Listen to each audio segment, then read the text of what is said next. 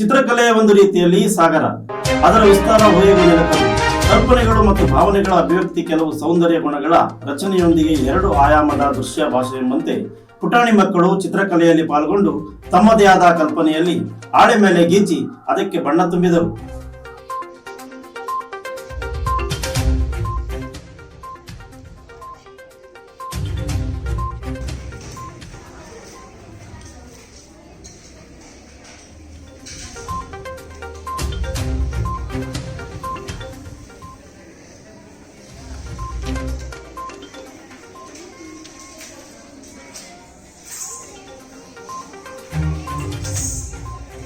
ನಡ್ಸ್ಕೊಂಡು ಹೋದರೆ ನಮಗೆ ಸುಮಾರು ಜನ ಒಳ್ಳೆ ಇವ್ರು ಸಿಗ್ತಾರೆ ಅಂತ ಕಾಣುತ್ತೆ.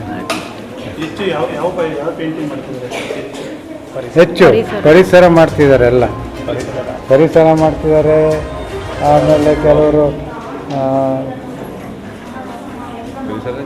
ಪರಿಸರನೇ ಜಾಸ್ತಿ ಮಾಡ್ತಾ ಇದ್ದಾರೆ. ಮಕ್ಕಳಿಗೆ ಏನು ಹೇಳಬೇಕು ಅಂತ ಹೇಳಿದ್ರೆ, ನಾವು ಮೊದಲೊಂದು ಇದೇ ಮಾಡಬೇಕು ಅಂತ ಹೇಳ್ಬೇಕು ಎಲ್ಲರಿಗೂ. ಸಬ್ಜೆಕ್ಟು ಒಂದು ಸಬ್ಜೆಕ್ಟ್ ಕೊಟ್ಟರೆ ಇನ್ನೂ ಚೆನ್ನಾಗಿ ಮಾಡ್ತಾರೆ ಅನ್ನೋ ಅನ್ಸುತ್ತೆ ನನಗೆ. ಕಾಂಪಿಟೇಷನ್ ಇರುತ್ತೆ. ಪೇಂಟಿಂಗ್ ಯಾವುದು ಇದು ಇಲ್ಲ, ಟೋಟಲ್ ಪೇಂಟಿಂಗ್ಸಾ? ಅದು ಚೆನ್ನಾಗಿದ್ದಾವೆ, ತುಂಬ ಚೆನ್ನಾಗಿದ್ದಾವೆ. ಟೋಟಲ್ ಪೇಂಟಿಂಗ್ಸು ಎಲ್ಲ ನೀವು ಮಾಡಿರೋ ತಾನೆ? ಪೋಷಕರು ಬರೀ ಶಿಕ್ಷಣಕ್ಕೆ ಹೆಚ್ಚು ಒತ್ತು ಕೊಡ್ತಾ ಇದ್ದಾರೆ, ಅಂಕಗಳಿಕೆಗೆ. ಇಂಥ ಒಂದು ಚಿತ್ರಕಲೆ ಅಲ್ಲ, ಕೊಡಬೇಕದು. ಕೊಡದೇ ಇದ್ದರೆ ತುಂಬ ಇದಾಗುತ್ತೆ. ನಮ್ಮ ಹೋಲ್ ಎಂಟೈರ್ ಇದಕ್ಕೆ ಈ ಥರದ್ದು ಬೇಕೇ ಬೇಕು ನಮಗೆ. ಈ ಥರದ್ದು ಯಾತಕ್ಕೆ ಬೇಕು ಅಂತ ಹೇಳಿದ್ರೆ, ಇದರಿಂದ ನಮಗೆ ತುಂಬ ಕ್ರಿಯೇಟಿವ್ ಇದು ಬರುತ್ತೆ.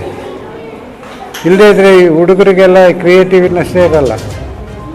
ಆದ್ದರಿಂದ ಇದು ತುಂಬ ಇದು ಒಳ್ಳೆಯ ಇರ್ತದೆ. ಇದನ್ನು ಕಂಟಿನ್ಯೂ ಮಾಡ್ಕೊಂಡು ಹೋಗ್ಬೇಕು. ಓಕೆ, ಇವತ್ತೇನು ಬಂದಿರ ಸರ್ ಇಲ್ಲಿ?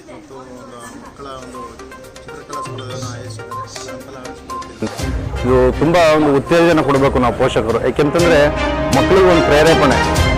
ವಿನ್ ಆಯ್ತೀವೋ, ಮಕ್ಕಳು ವಿನ್ ಆಯ್ತಾರೋ ಬಿಡ್ತಾರೋ, ಒಂದು ನೆಕ್ಸ್ಟು ಒಂದು ಕಾಂಪೀಟ್ ಮಾಡಿದರೆ ಅವರಲ್ಲಿರೋ ಒಂದು ಹುಮ್ಮಸ್ಸು ಜಾಸ್ತಿ ಆಗುತ್ತೆ, ಆಸಕ್ತಿ ಜಾಸ್ತಿ ಆಗುತ್ತೆ. ಈ ರೀತಿಗೆ ಸ್ಪರ್ಧೆಗಳಿದ್ರೆ ಮಕ್ಕಳಿಗೆ ತುಂಬ ಅನುಕೂಲ ಆಗುತ್ತೆ. ಆ ಮಕ್ಕಳಲ್ಲಿರೋ ಒಂದು ಏನು ಪ್ರತಿಭೆ ಹೊರಬರೋಕ್ಕೆ ಈ ಗ್ರೂಪು ಕಾರಣ ಆಗ್ತದೆ ಅಂತ ಹೇಳಕ್ಕೆ ಇಷ್ಟಪಡ್ತೀನಿ. ಮನೇಲಿ ಅವಳು ಏನು ಮಾಡ್ತಾಳೆ ಆ್ಯಕ್ಟಿವಿಟೀಸು ಎಲ್ಲದಕ್ಕೂ ನಾವು ಉತ್ತೇಜನ ಕೊಡ್ತೀವಿ ಅವಳಿಗೆ. ಓದೋದ್ರಲ್ಲಿ ಚೆನ್ನಾಗಿದ್ದಾಳೆ, ಹಾಗೆ ಎಲ್ಲ ಆ್ಯಕ್ಟಿವಿಟೀಸ್ ಎಲ್ಲ ಪರವಾಗಿಲ್ಲ. ಸ್ಪೋರ್ಟ್ಸ್